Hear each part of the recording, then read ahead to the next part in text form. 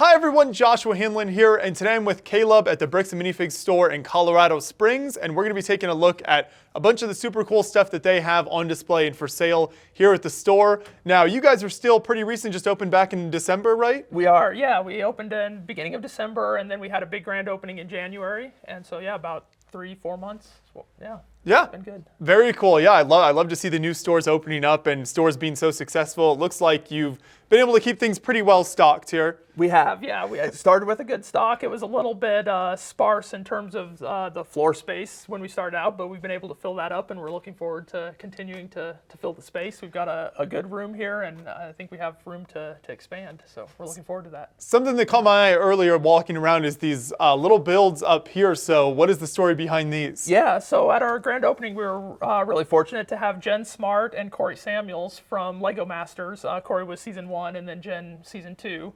So these are some custom mosaics that Jen had created. We actually have them for sale here also. These are the same ones that we have up there, and then of course the minifigs that she provides as well. These flowers then were also designed by Corey. So he was known for having the lapel flowers and stuff on the show. So he created these, and we were able to get some from him to have available. So it's really cool to have some smaller custom stuff in addition to obviously all the traditional sets that's available. Yeah, some of those things that you won't find really anywhere else.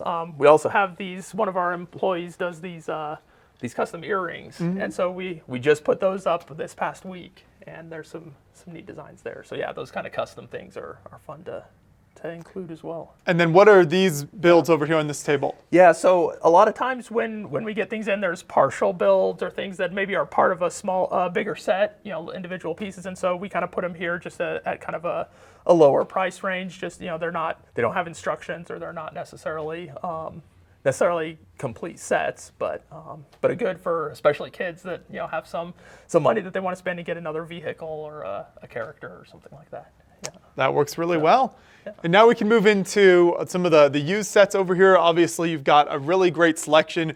The one that stood out to me earlier is definitely your Fort Legorado over here. That is my all-time favorite set. So anytime I see that, I always got to make sure we mention that and point it out. This is a fun one because that was actually on my Christmas list growing up every year. I never did get it. So this is the first, when it came in today, or came into the store, this was the first time I had actually seen it in person. So it was great to have it on the shelf. Yeah, I love it. A bit of my childhood too.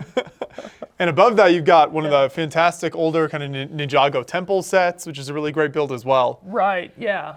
Yeah. Some of those architecture ones are great. That just the creativity and the different types of bricks and stuff that you can do with that is fun to see. And as you move down, you've got actually another fantastic Western set, one of the other larger sets from the line there. So very good selection of Western sets right now in the store. Did that all come in the same lot? Or? It was, yeah. We had a big collection that had a bunch of the older classic sets, and so we had several others of the same line, and these are the two that are still left. But yeah, it was a good collection. So. And then I see some Harry Potter and Star Wars mixed in as well. Do you always try to keep a variety of themes represented here, or is it just whatever's in stock? We do, yeah. We like to keep a good variety. There's everybody likes different things, and so having something available in different themes or those kind of things are good, yeah. So we try to have that variety, and we switch it up occasionally too, just to make sure that we have a lot of rotation, a lot of new things coming in. I love the lights on the Ferris wheel over here as well. Is that from a third-party company, or did you guys just do that yourself? No, so this actually came in this way. Oh, really? Somebody brought it in they had a bunch. We have the Ferris wheel, and then the treehouse down there has lights on it as well. And I think our carousel over there does as well. But yeah, they had a bunch of these bigger sets that they had put these light kits in. And so it's a third party that sells the light kits that you can get for the different sets. And next to that, you've got your premium Star Wars minifigs up there. Yeah, those are definitely our kind of eye-catching figs. All of them are still sealed. Chrome Vader has made a good talking point too. Good way to connect with some of the customers that come in and see those. So.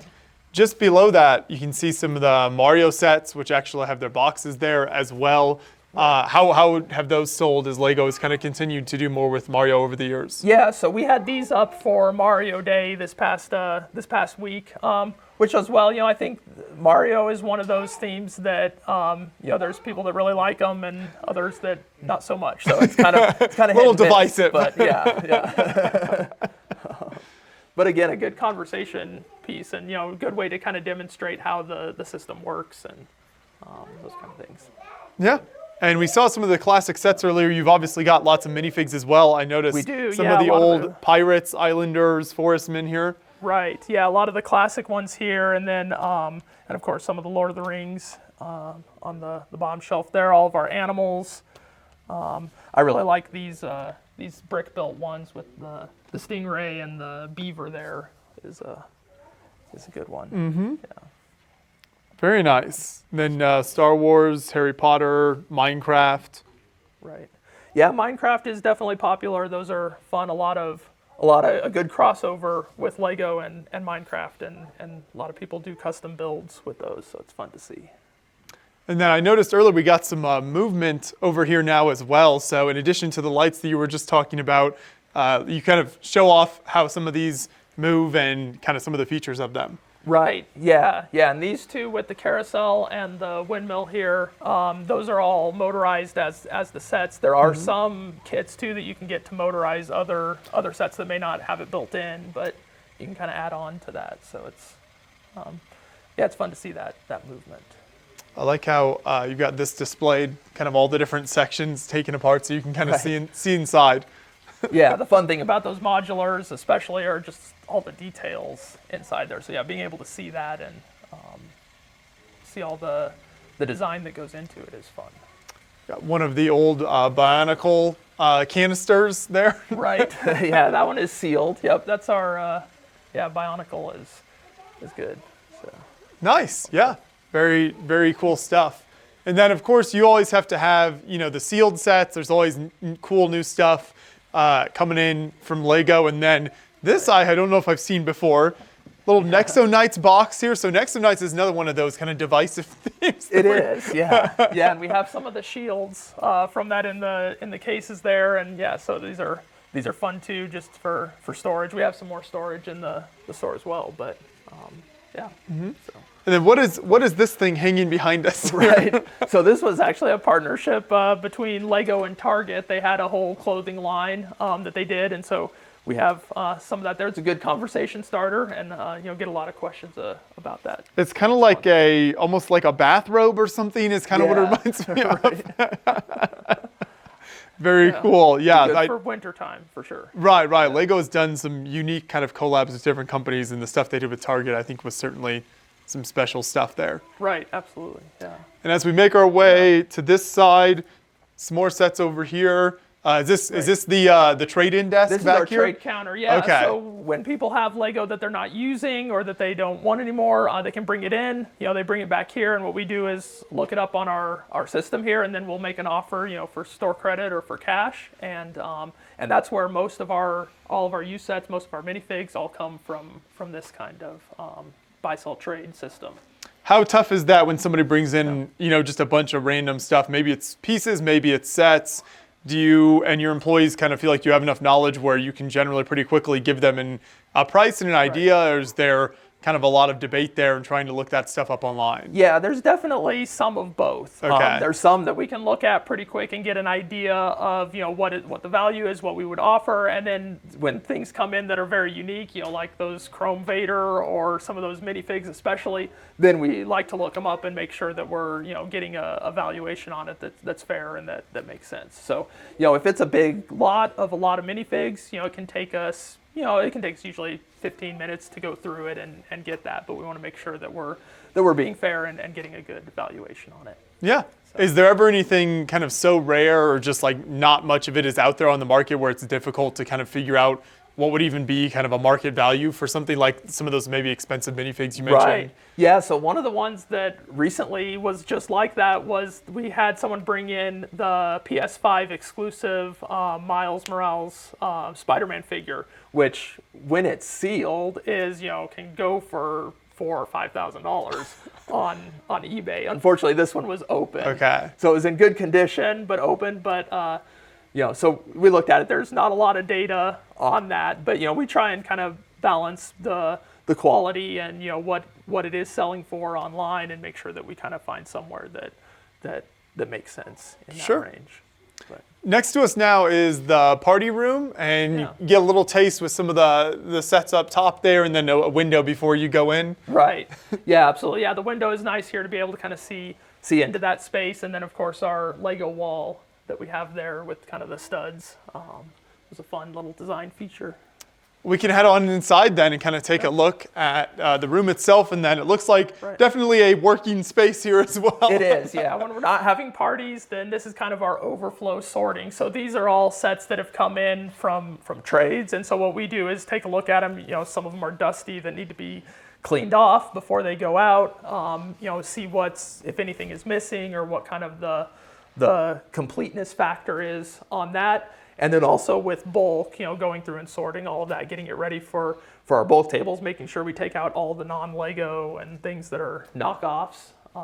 This kind of is overflow from our sorting, but then also, this is where we would do birthday parties and other kinds of events. You can see the yellow track over there. And I like how you've painted everything green. You've even got is that like an old garage store? It is, yeah. Yeah, this space used to be, they did custom painting for cars. Oh, okay. So they would drive their cars through the door there in the space, so yeah. It's kind of like Lego, similar ideas. It is, right? Yeah. Creative process. Exactly, yeah. So. Nice, yeah. How often do you have kind of an event or a party happening in here? We're kind of ramping up that process. So I think we've done 5 parties so far since we started doing them at the beginning of February. And then we have a few more coming up, going into the summer. I'm sure we'll be doing a lot more. So, yeah. Sounds good, very cool. I love to see all the old sets laid out here, and it's like these old knights here. Right. The construction figure knights, which was kind of a weird time in the Lego castle history. Right. And as we make our way back out to the store, you can see some of the iconic Build a Minifig and the Minifig balls are both represented. Right, absolutely, yeah. And these are definitely popular in the store. We have the Build-A-Figs, making those custom figs. And the great thing about this is just the variety of parts that you can find in here from all decades of Lego, and putting those into new custom builds. So it's always fun. Mm-hmm. What is this right here? Yeah, so these are our Go Figure displays, and this is a vendor that we have that does these custom minifig stands. So these are really fun for doing either initials, or you'll see around the store we have some different words spelled out for those, and so you can put a minifig on those.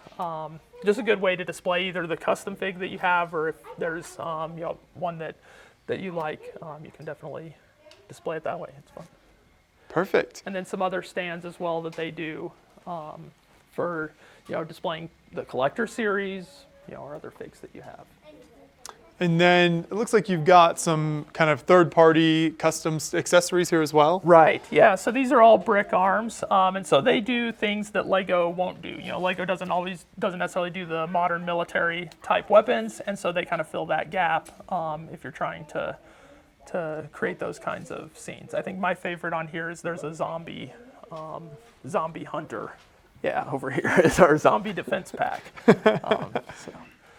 One thing I like about the store here as well is the sets you got hanging from the ceiling. So it creates a really kind of fun dynamic as you're walking around, and it's just a really neat way to display sets. Right, yeah, and all of the ones that are hanging are also for sale, but it's a good way to show them off and use the space a little bit more. Is it ever hard to part with something like that? You're like, oh, but it looks so good there. I think it's always funny where we'll put one up and then 5 minutes later, take it down to sell it. So. Now we come to the first of the bulk tables here. So what are these pieces? Yeah, so we've kind of separated out some of our Bionicle and Technic pieces into this table.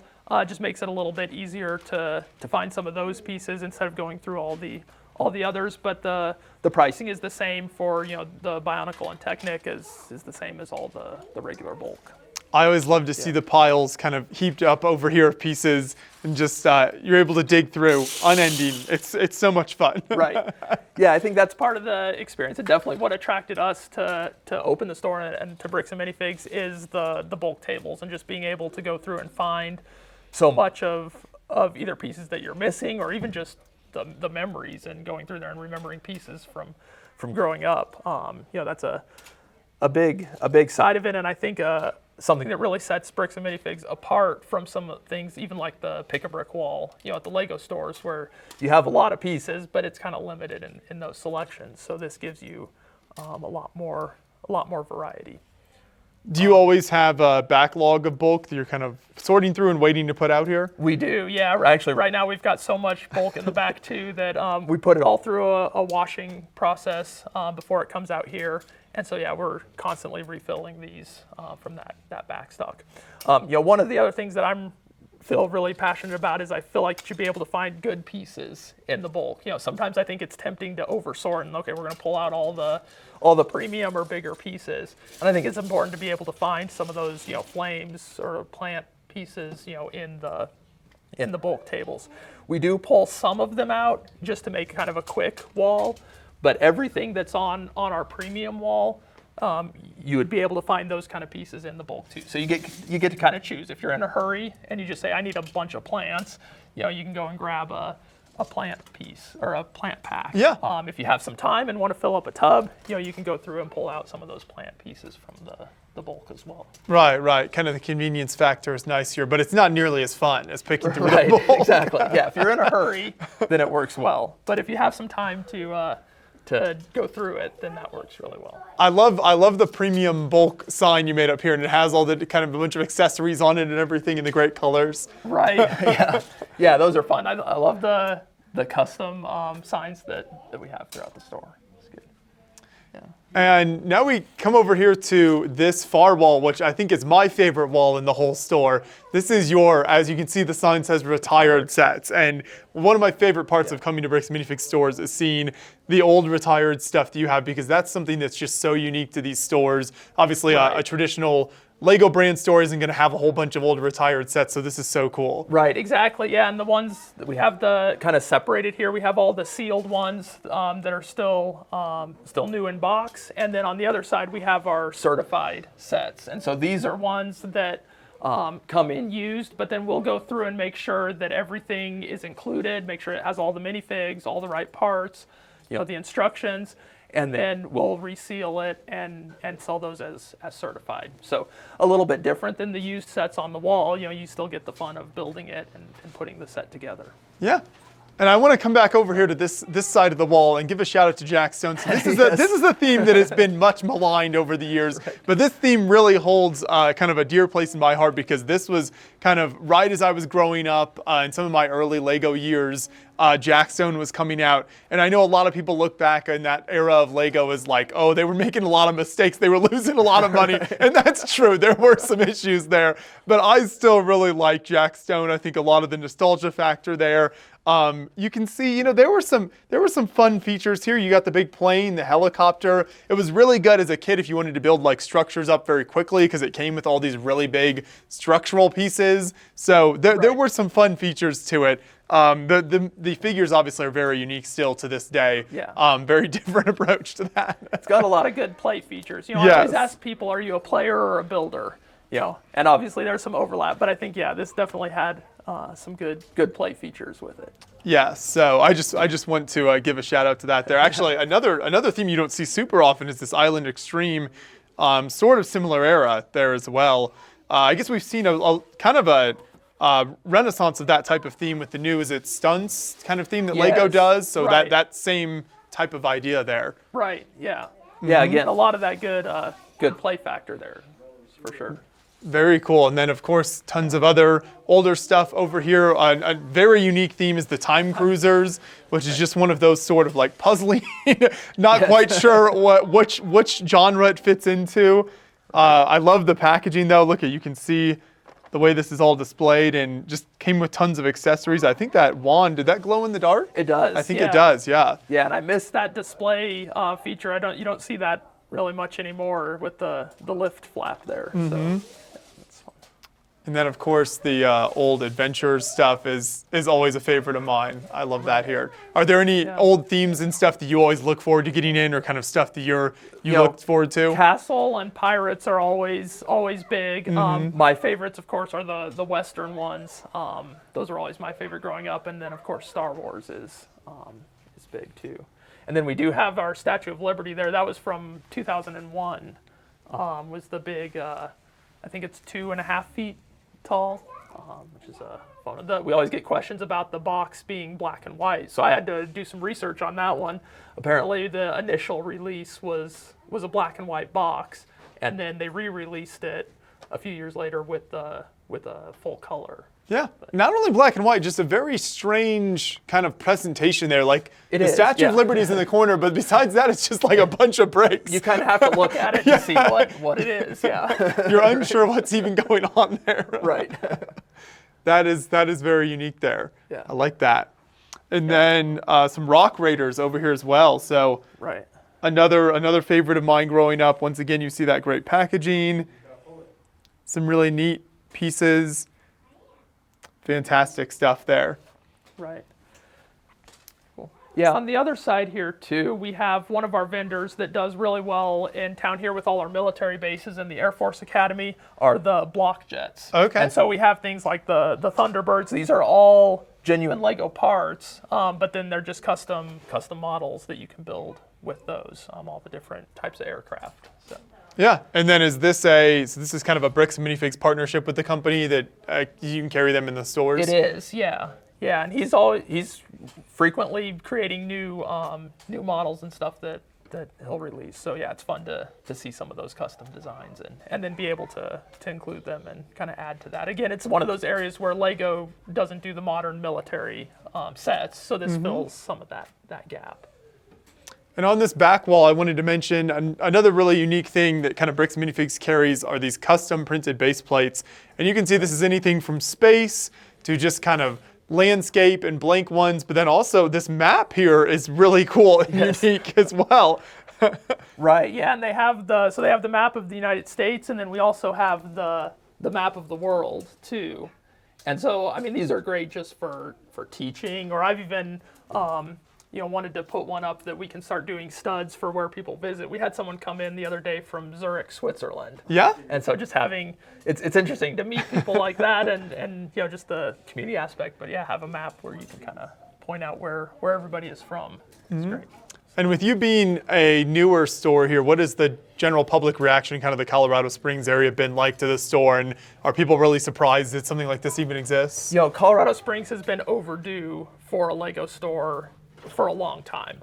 Really, the closest you have is a 60-minute drive up to Denver, and that's the theme we hear over and over is just people saying, "Hey, I'm so glad there's something local that I don't have to make a whole day trip, just to go to a Lego store to have something Lego." So I think Colorado Springs is way overdue for something like this, and it's been great to meet other local enthusiasts. Meet some of the local builders that are part of the Denlug group that live here in Colorado Springs, and just being part of the community, I think is huge, and that's something that we want to continue as far as just being involved in schools, involved in local Lego clubs, and all of those kind of things, and really expand the Colorado Springs Lego community. That is super cool. So I'm really glad that you guys were able to open up here now. Are you currently selling anything online, or is that something you maybe plan for the future? We're planning to in the future. Yeah, right now it is just the store here, but we will be setting up an online store probably later this year. Get that going. Great. And if people want to follow you online, where are you kind of most active? What kind of stuff do you post online from the store? Yeah, so we are on Facebook and Instagram, and it's just BAM COS North for both of those. And then we've actually started getting into TikTok. So there you go. You got to be on TikTok. We do. Yeah, and it's a new world for me, so I'm learning a whole lot with that one. But we're also BAM COS on TikTok as well. So. Do you have an event schedule at all in terms of like special events throughout the year, or is that something that people can look for as well? Yeah, absolutely. We'll post all of those kind of things on Facebook or on our website. We like to do a lot of sort of those community events. So in addition to the birthday parties, we did a an event where we had one of the Den Lug members come in and talk about some of their builds and those kind of things. So yeah, events and like that, keep an eye on our social media and we'll make sure and post it there. Perfect. Well, everyone watching, if you're in the Colorado Springs area, make sure you stop in at the store here because you can't beat coming in person and checking out all of this new and old stuff that they have available here at the store. But also we'll put links to the social media and the website in the description of the video so you can follow them online, keep you up to date with everything happening at the store. So thanks so much for showing us around today. Yeah, absolutely. Thank you.